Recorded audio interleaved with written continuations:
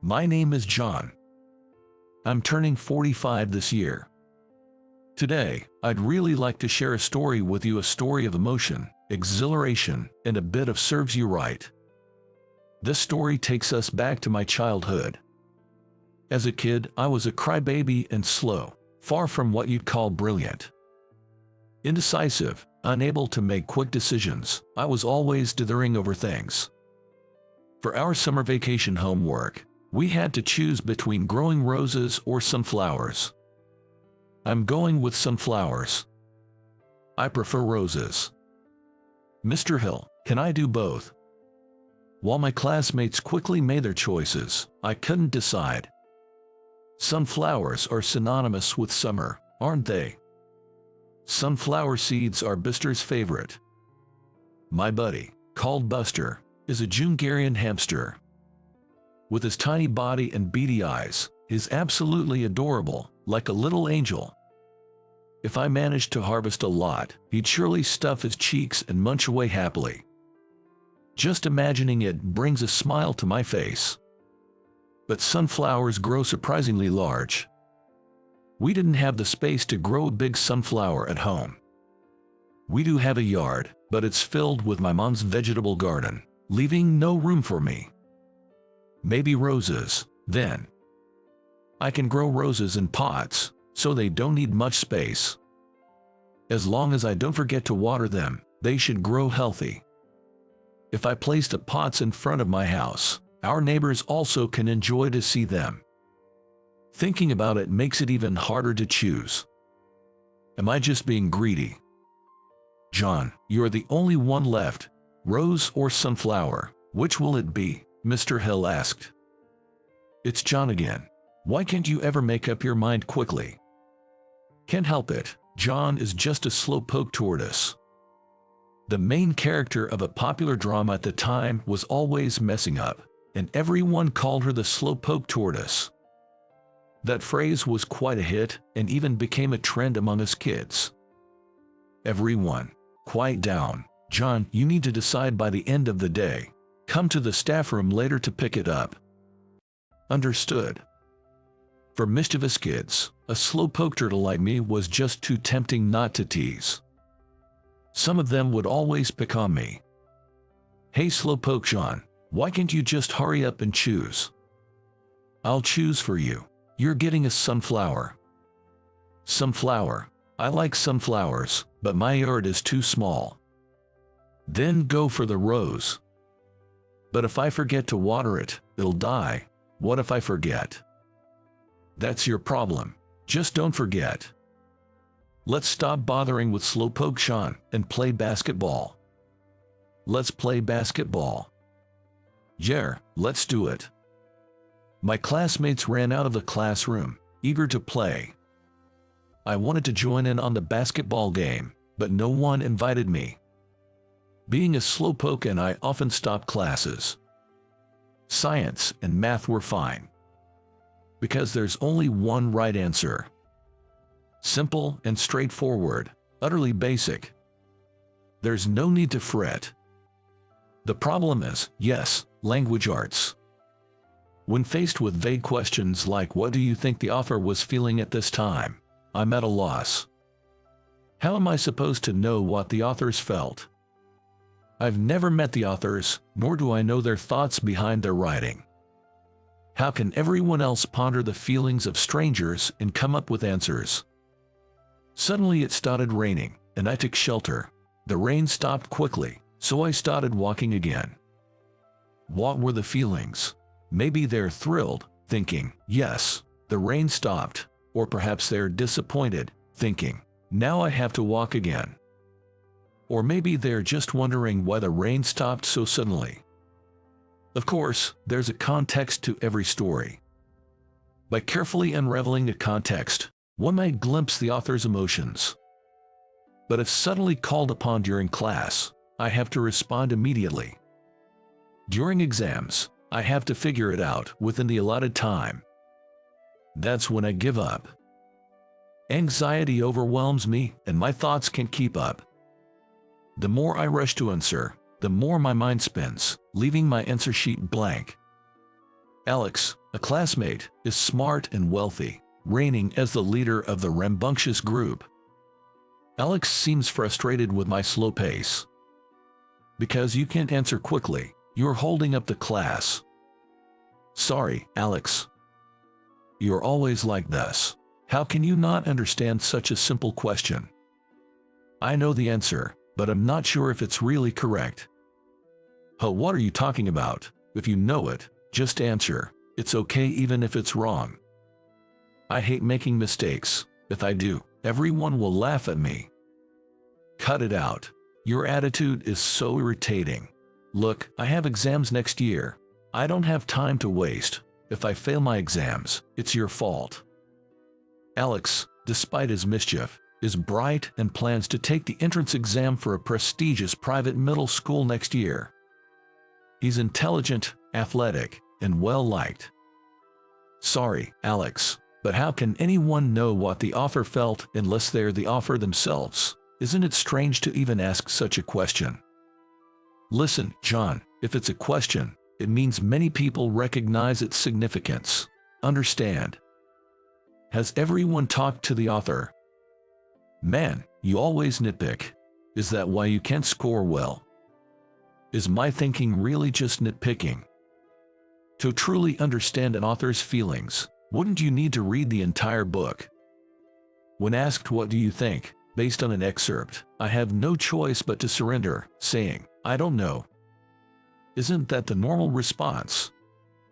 John, you are really slow. Being slow and bad at studying is the worst.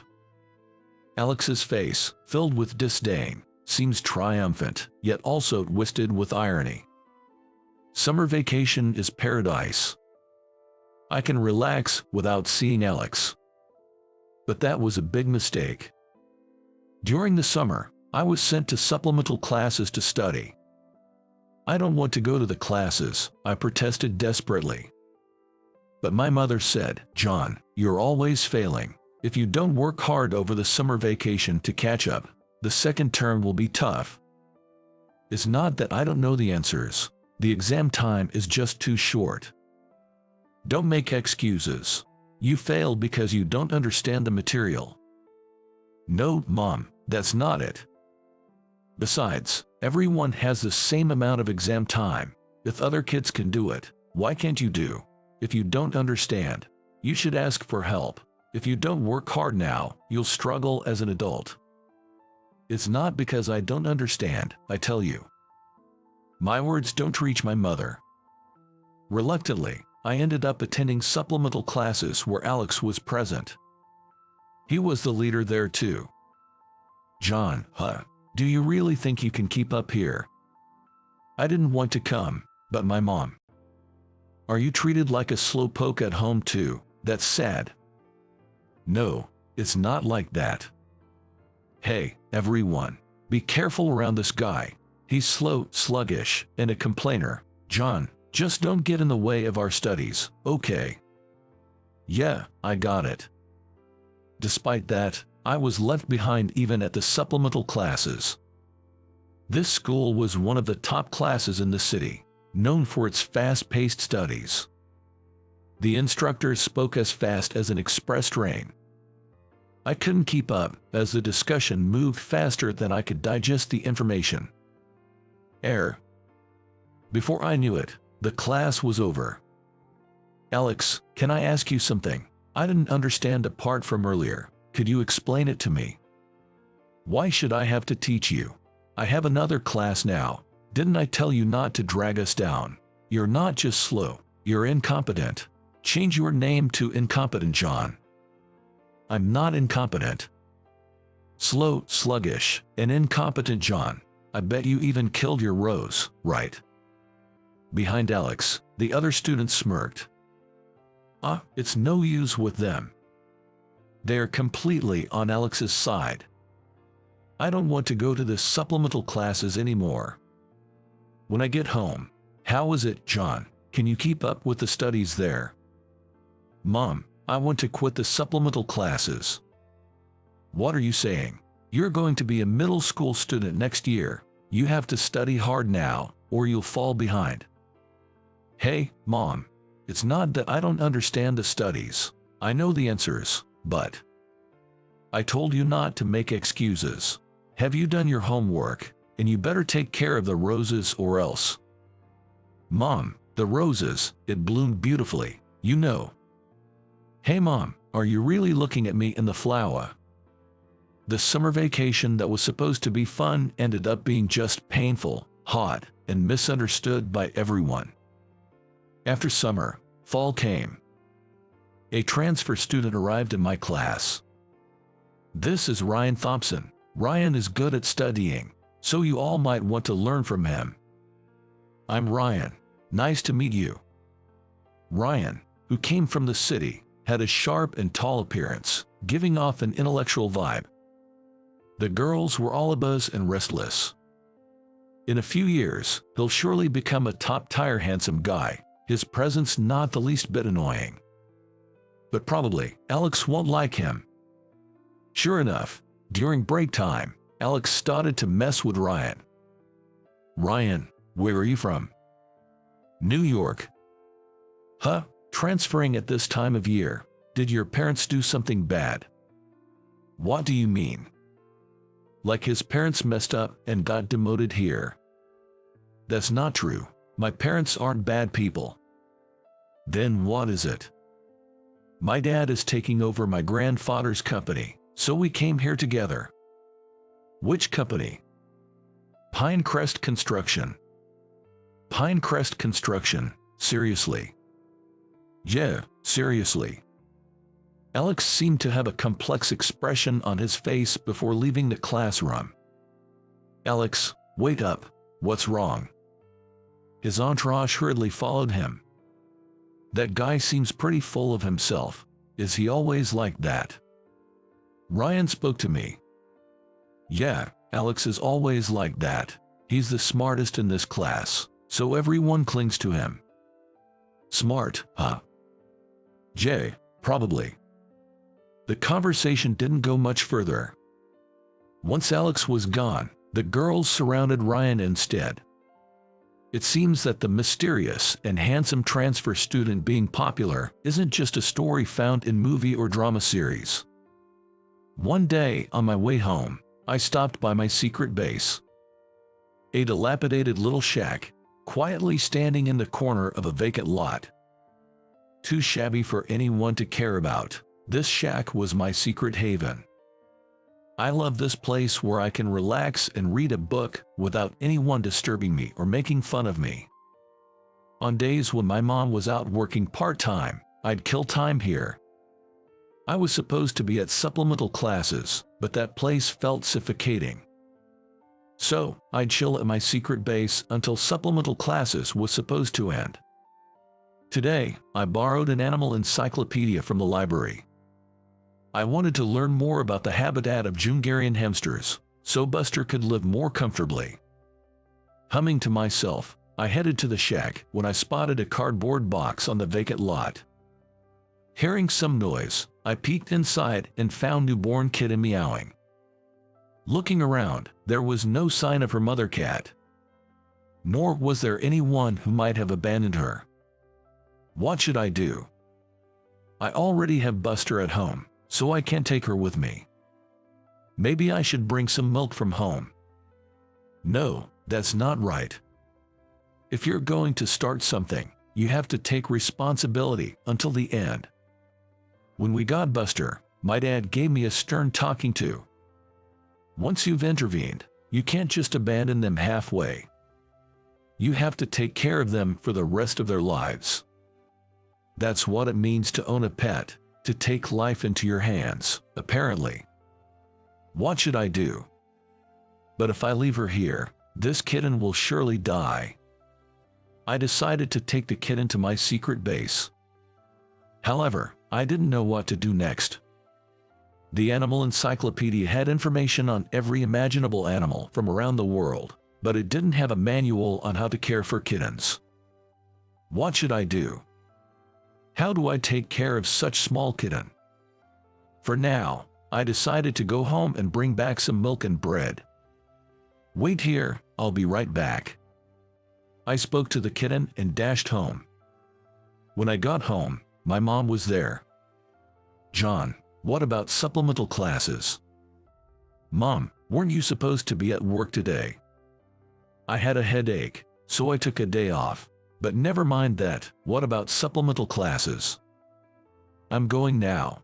I just got a bit hungry, so I came to get some bread and milk." "Are you going to eat that at supplemental classes?" "Yeah." "That's not acceptable. It's embarrassing. I'll have dinner ready for you as soon as you get back, so hurry up and go." "But..." "Hurry up. You're really slow. I wonder who you take after." Luckily, the phone rang at just the right time. While my mother was on the phone, I quietly took some milk from the fridge.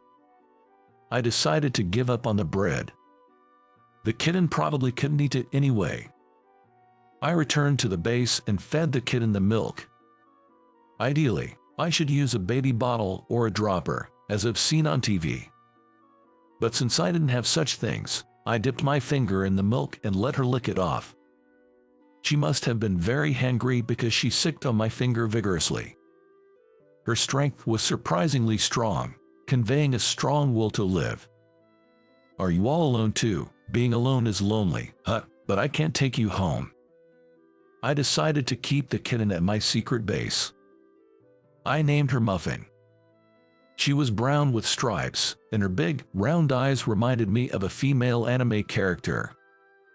From that day on, I pretended to go to supplemental classes but actually went to see Muffin. As I took care of her, I became adept at stimulating her to pee and poop by gently tapping her with a tissue. After a few days, Muffin started to see and move around. "Muffin, don't go there, it's dangerous."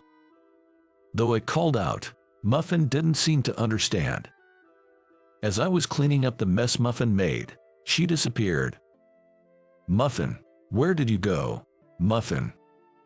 I turned pale and dashed out of the shack. "Where is she? Where did she go?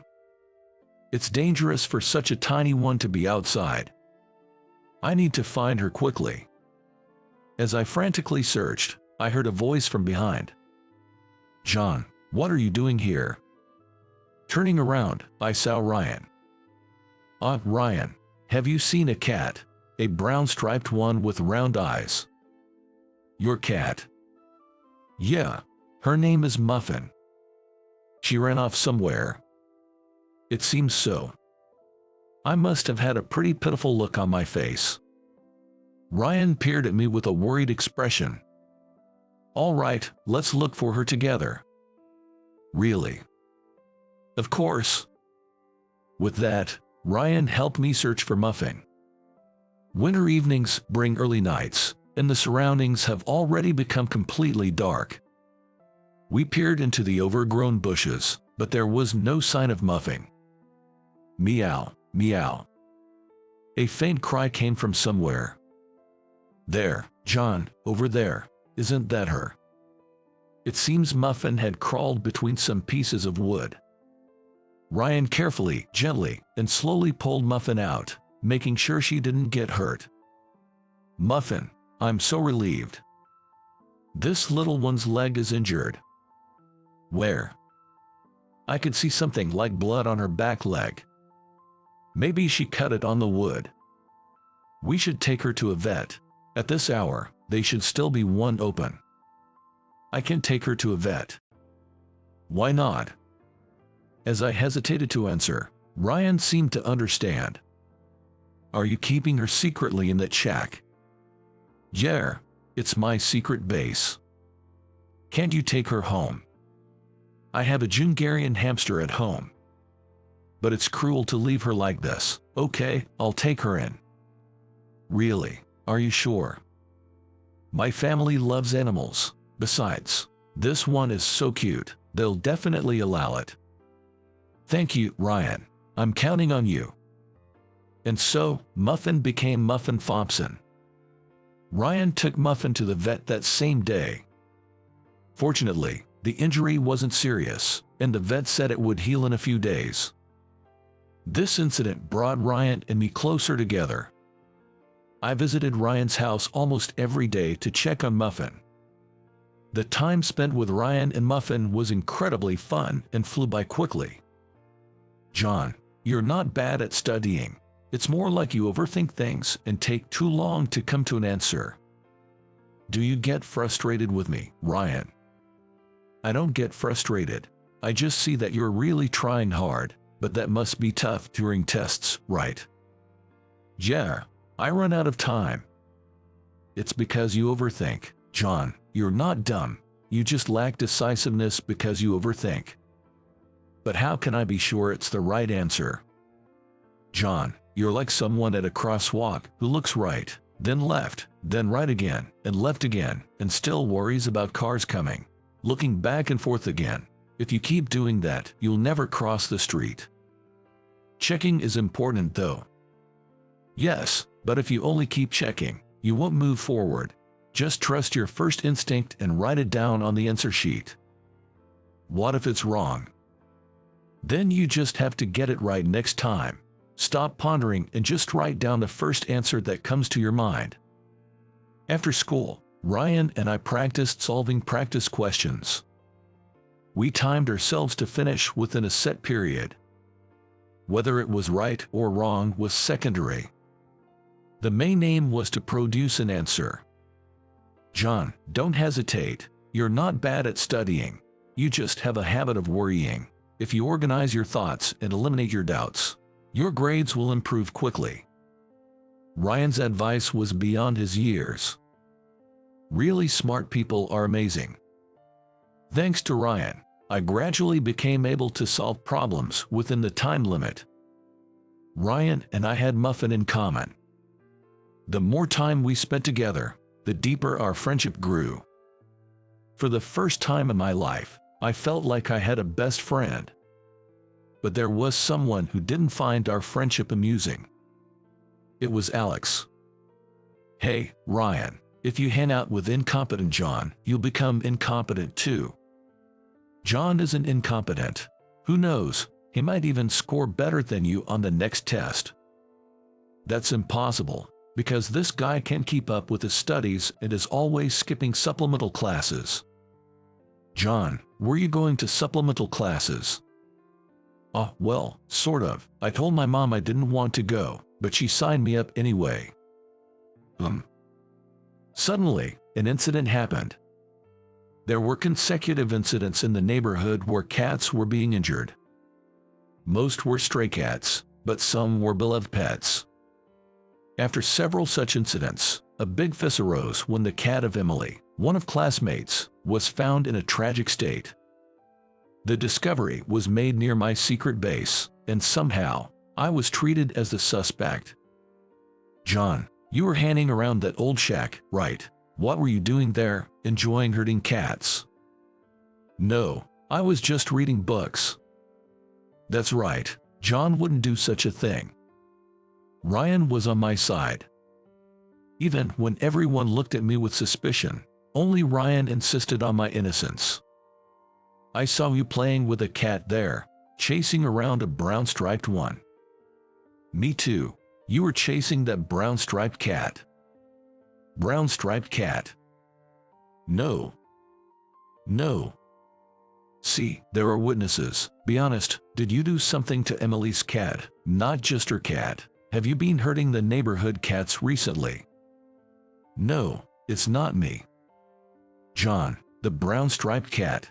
Could it be that when Muffin hurt her leg that time? Ryan, no, I didn't hurt Muffin. Ryan, believe me. Don't look at me like that. The rumor spread quickly throughout the school, and I was called into the staff room.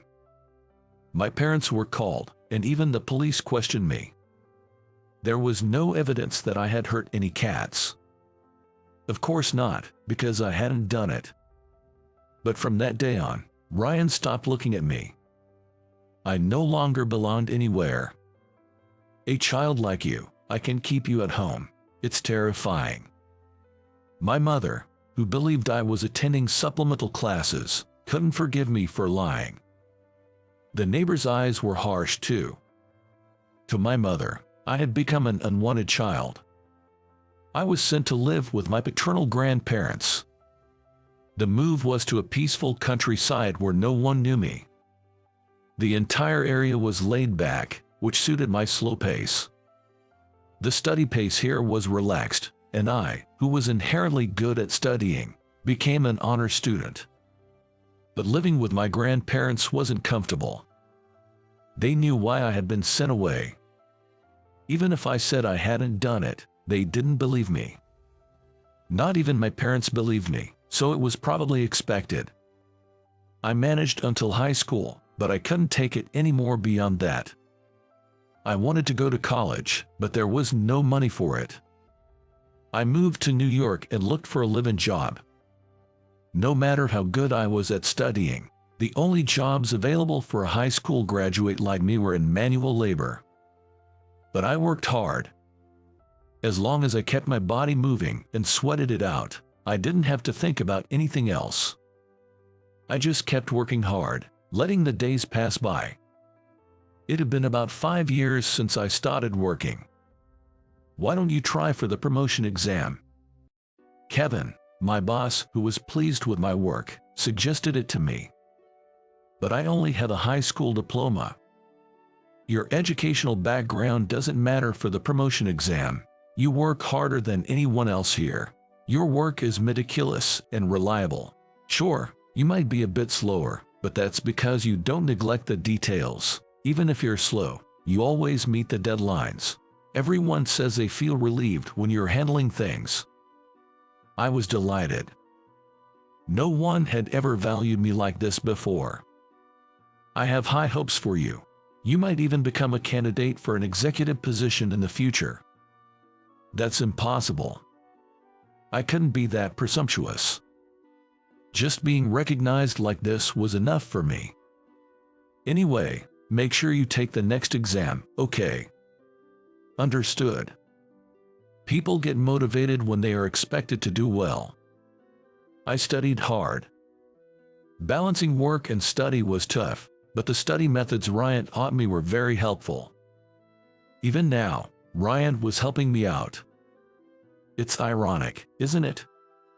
After passing the promotion exam, I was promoted smoothly. While working as a construction manager, I became interested in design and obtained my architect's license. Further fueled by my hobby, I even challenged myself to become an interior coordinator.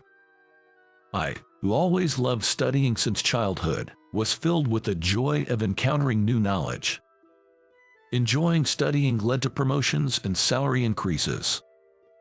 There was nothing more interesting than this. By the time I was 40, I had been promoted to branch manager. It was rare for someone who started with just a high school diploma to climb this high. In fact, I was the first. Kevin prioritized ability over educational background. He had always looked out for me in many ways. John, are you free tomorrow? In the evening, yes, no problem. Then, let's meet at Summit Steak at 7 p.m. Okay. Summit Steak is a high-end steak restaurant located in a prime area of Manhattan. I had been there for Kevin's chauffeuring but never for a meal. A place where just sitting down could easily cost a fortune was not somewhere I could afford to go. Being invited to such a place, what kind of discussion could possibly unfold? First things first, I needed to prepare a suit. There was no way I could go there in my work clothes.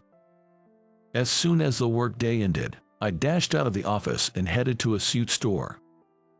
And then, the next day, with a mix of anticipation, confusion, and anxiety, I entered the restaurant. Welcome, we've been expecting you. You're John, right? As expected of a high-end restaurant. There was no cheerful hey, welcome, greeting. As I was led into the room, to my surprise, the president, Mr. Anderson, was there. I had seen him in morning assembly videos, but this was the first time meeting him in person. Why was Mr. Anderson here? Is this your first time meeting Mr. Anderson, John? Yes, it's my first time. It's an honor to meet you. I'm John. You don't need to be so nervous. Please, Have a seat. Yes, thank you. It was impossible not to be nervous. I've heard about you from Kevin. You're very studious, and your work is both meticulous and accurate. I'm honored. Actually, we're planning to establish a new development planning division within one of our group subsidiaries. I'd like you, John, to take on the role of division head. What? Time seemed to stop at this sudden proposal. John, this is a big opportunity. You might not get a chance like this again. Don't just stand there. Give a proper response. Yay, yes. What do you say, John? Would you be willing to take on the role? But Mr. Anderson, I only have a high school diploma, and I don't have the kind of career background that everyone else has. Can someone like me really handle being a division head? You must have gone through a lot to get here, right? I can tell by looking at your hands. They're the hands of a hard worker. I myself worked my way up from the field. I believe I have an eye for seeing how people approach their work. Mr. Anderson's words had a transformative impact on my life, filled with frustration until now. I will do my utmost. Thank you for this opportunity. Both Mr. Anderson and Kevin had truly seen me for who I was. I was determined to repay their kindness with good work. All right, that settles it. No more serious talk, let's drink. The rest of the evening felt like a dream. I was deeply moved by Mr. Anderson's stories of his struggles. I learned a lot about what it means to be a leader. Having drunk a bit too much, I excused myself to the restroom. What a wonderful feeling. Such good wine. Finally, the spotlight seemed to be on my life. Lost in my euphoric thoughts, I was suddenly approached. Hey, isn't that John? I turned around, and there was someone I never wanted to remember again. Could it be Alex? It had been since elementary school graduation, over 30 years since we last met. Yet, I instantly recalled the nightmares of my childhood. It is you, John. Long time no see. What are you doing here? Just having dinner. Dinner, you, here. How can someone incompetent like you afford a place like this? Your face and hands are all dirty. What? Are you doing manual labor? That suit doesn't suit you at all. Did you get the wrong place or something? Classic John. Always slow and incompetent. Just get out of here. No, I'm not mistaken. I'm having dinner here. Stop it, will you? Today, we're celebrating my promotion to president. In the next personnel change, I'll become the president. It's different for someone like you who does physical labor. It may bring bad luck. Could you please leave? President, that's impressive. Which company's president are you becoming? A subsidiary of Pinecrest Construction. Pinecrest Construction. You remember Ryan's company, right? Ryan. His father was the president of Pinecrest Construction. So, Alex must have ingratiated himself with Ryan and made it this far. Is that why he saw me as an obstacle? Perhaps the whole cat incident was Alex's doing. Don't speak so casually to the next president of the Great Pinecrest Group, you incompetent John. The door opened and Kevin appeared. John, who is this person? He's Alex, a classmate from my elementary school days. He's about to become the president of a subsidiary of Pinecrest Construction. Mr. Anderson's displeased face was visible beyond the door. I recognized that expression as the one Mr. Anderson had when he was furious about an employee's misconduct. This was bad. Alex, unfortunately, that position is no longer available to you. What? What are you talking about? That's my line, Alex. I heard what you were saying. Your voice was quite loud, so it naturally reached my ears. John, who are these people? Alex hadn't changed.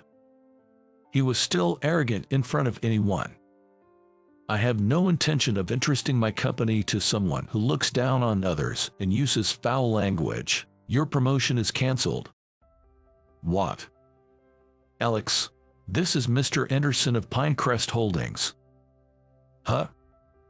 The company I work for is part of the Pinecrest Holdings Group, and Ryan's father's company, Pinecrest Construction, is also a member of the group. The subsidiary Alex was about to become president of was even further down the hierarchy. In terms of position, I was above him. Why is someone as incompetent as you above me? Watch your mouth.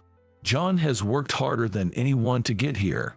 There's no way someone as arrogant and conceited as you should be calling him incompetent. You should be ashamed. What did you say, you old fool? Alex, who spewed insults and tried to lunge at Mr. Anderson, was stopped by colleagues who heard the commotion. Ryan was among them, but I pretended not to notice. Alex's misconduct became known throughout the group, and he was transferred to a subcontractor of a subsidiary. It seems Ryan also faced demotion for bearing some responsibility. Thanks to Ryan, I became more efficient at handling tasks. I'm deeply grateful for that, but I cannot forget the coldness of him doubting me and turning away. However, it's true that their actions taught me pain and made me kinder. There's a saying about learning from negative examples. I'll never forget the emotional scars I received that day, but I'll strive to be kind, sincere, and genuinely engage with everyone. That's the least I can do as a leader. I'll nurture myself, my team, and grow the company into something even more essential to society, repaying those who believed in me and pulled me up.